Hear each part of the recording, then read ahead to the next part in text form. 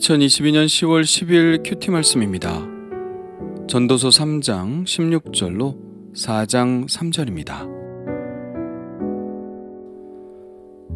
그가 인생이 헛되다고 느끼는 이유 중 몇 가지가 또 등장하는데요. 그것은 바로 인간의 삶에서 일어나는 불의 때문입니다.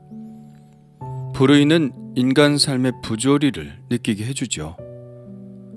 그 부조리를 보게 된다면 이런 세상을 살아서 무엇하나, 이런 세상을 그저 살아간다는 것이 의미가 있을까 하는 생각을 하게 되는 것은 자연스러운 일입니다.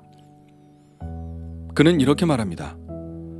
또 내가 해 아래에서 보건대 재판하는 곳 거기에도 악이 있고 정의를 행하는 곳 거기에도 악이 있도다. 재판은 왜 하나요? 분쟁을 해결하려고 하는 것입니다. 그렇다면 적어도 법정에서만큼은 정의가 칼같이 살아있어야 하는 것 아닌가요? 그러나 전도자가 본 것은 오히려 그곳에서 정의라는 이름으로 자행되는 악입니다. 재판에서조차 정의가 실현되지 않는다면 더 이상 기댈 곳이 없는 것이죠. 이런 불의한 세상에서 과연 살아야 하는 것일까요?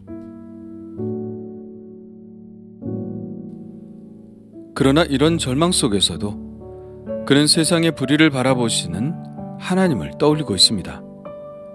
인간의 불법 위에 있는 하나님의 정의를 생각하고 있는 것이죠.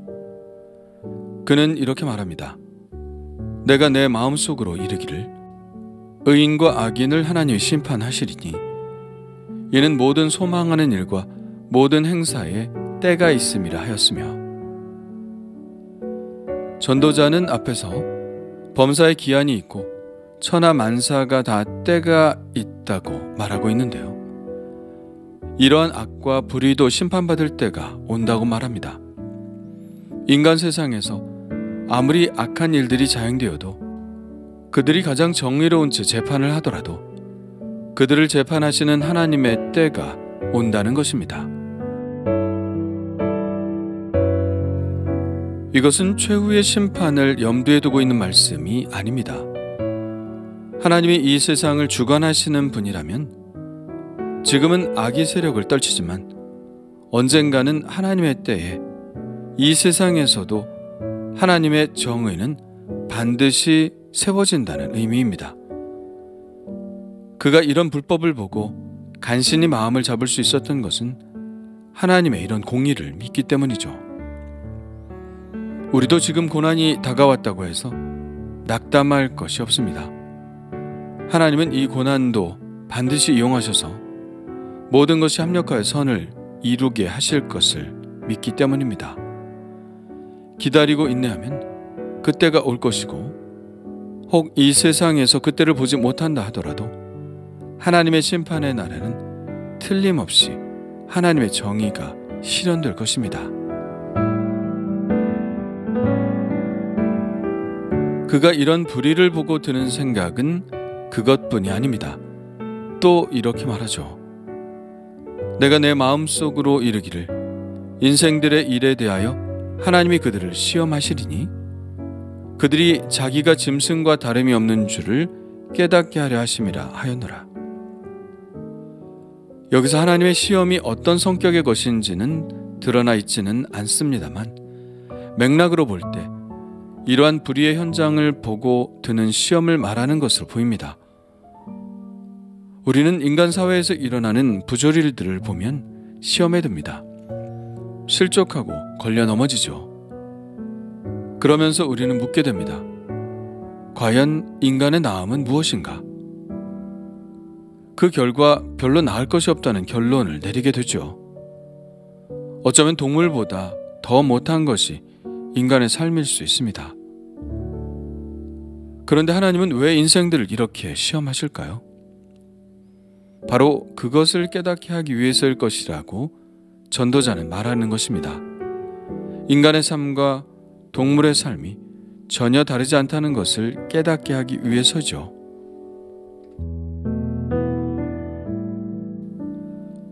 그런데 정말 그럴까요?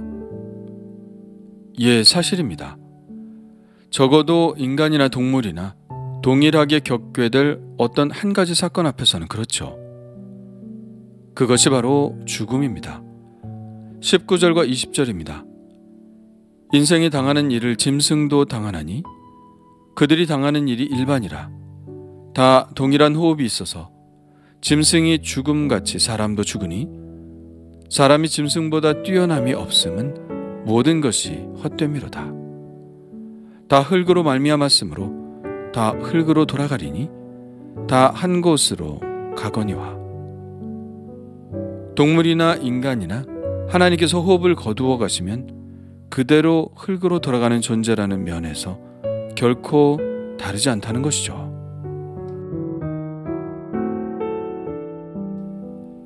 그러나 혹자는 인간의 죽음과 동물의 죽음은 결코 같지 않다고 말합니다. 21절의 말씀처럼 인생들의 혼은 위로 올라가고 짐승의 혼은 아래로 내려가는데 어떻게 같을 수 있느냐고 말입니다. 그러나 전도자는 이러한 말에 대해서 매우 회의적이죠. 그것을 누가 알겠는가라고 묻고 있죠. 그가 이렇게 말하는 것은 당연합니다. 이때까지만 해도 하나님은 부활과 영생에 관해 그들에게 아직 계시하지 않으셨기 때문입니다. 그들은 막연하게만 알고 있었지 아직 확신할 수는 없었습니다. 지금에야 예수 그리스도께서 우리에게 밝히 보여주셨기 때문에 영생의 소망을 가지고 있지만 아직은 하나님이 확실한 계시를 보여주시지 않은 때였기 때문이죠. 그래서 그는 죽음 이후의 일은 생각하지 않기로 합니다. 그는 이렇게 말하죠. 그의 뒤에 일어날 일이 무엇인지를 보게 하려고 그를 도로 데리고 올 자가 누구이랴. 아무도 알 수 없다는 것이죠.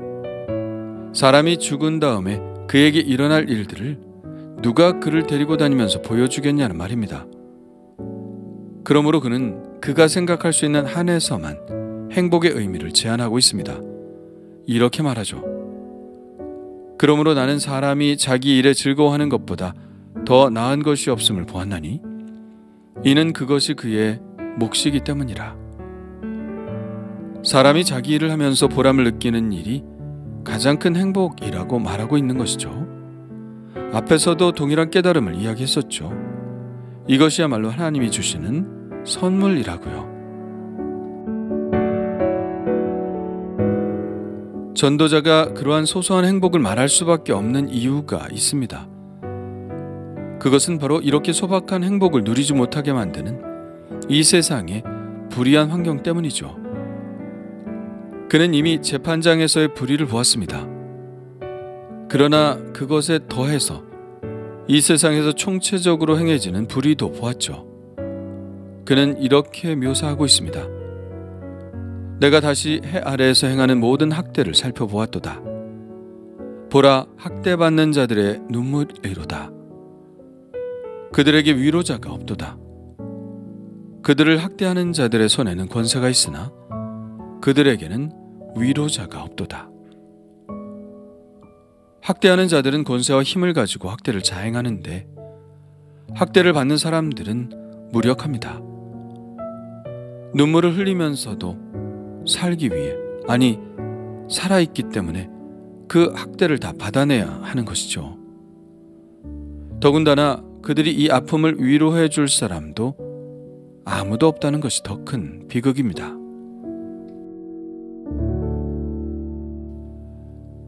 이 전도자가 솔로몬이라면 그는 왕인데 이 학대를 그냥 지켜보았을까 하는 의문이 듭니다. 그래서 어떤 사람들은 이 부분은 솔로몬의 저작이 아닐 가능성이 있다고 의심하기도 하는데요. 그러나 아무리 왕이라 할지라도 구조적으로 또 고질적으로 행해지는 인간의 악한 본성을 어찌할 수는 없었을 것입니다. 그리고 어쩌면 왕이라서 그러한 일들을 더 많이 알고 있을 수도 있고요. 아무리 왕이라도 그러한 학대를 근절할 수 없는 그의 무능력으로 인해 더 절망했을 수도 있죠.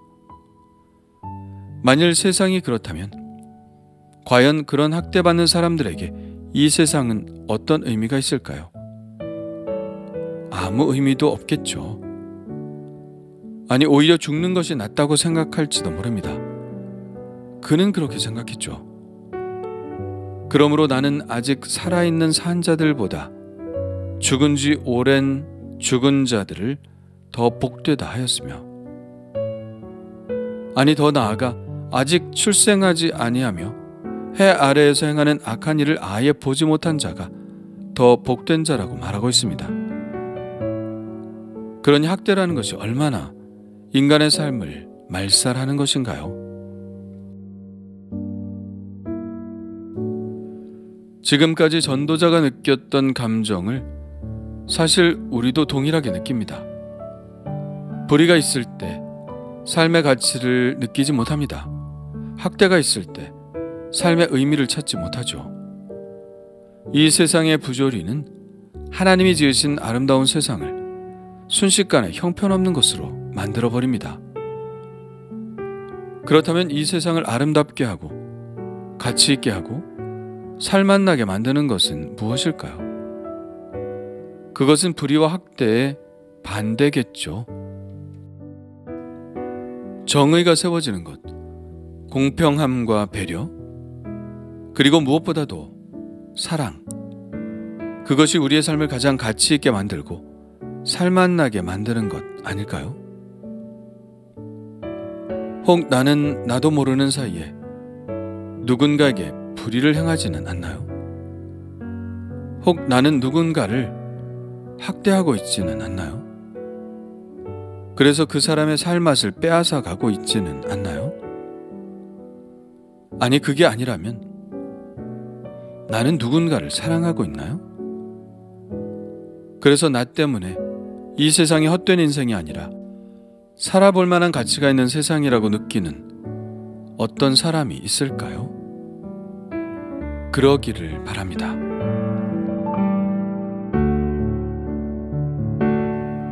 주님 감사합니다. 불의를 행할 때, 누군가를 학대할 때, 그런 인생은 동물과 다를 바가 없는 인생임을 깨닫게 하옵소서. 학대나 불의가 종식되고 모든 사람들이 자신의 몫으로 부여된 일을 하며 보람을 느끼는 삶을, 그러한 소소한 행복을 느끼는 선물을 주옵소서. 아직도 이 땅에 학대가 일어나는 곳이 있습니다. 불쌍히 여겨주시고 지금도 이 세상에 살아있음을 한탄하는 이들을 위로하여 주옵소서. 비록 연약하고 힘이 없으나 누군가의 삶을 살아갈 가치가 있는 삶이라고 여기게 하는 그런 사랑의 삶을 살게 하여 주옵소서. 예수님의 이름으로 기도합니다. 아멘.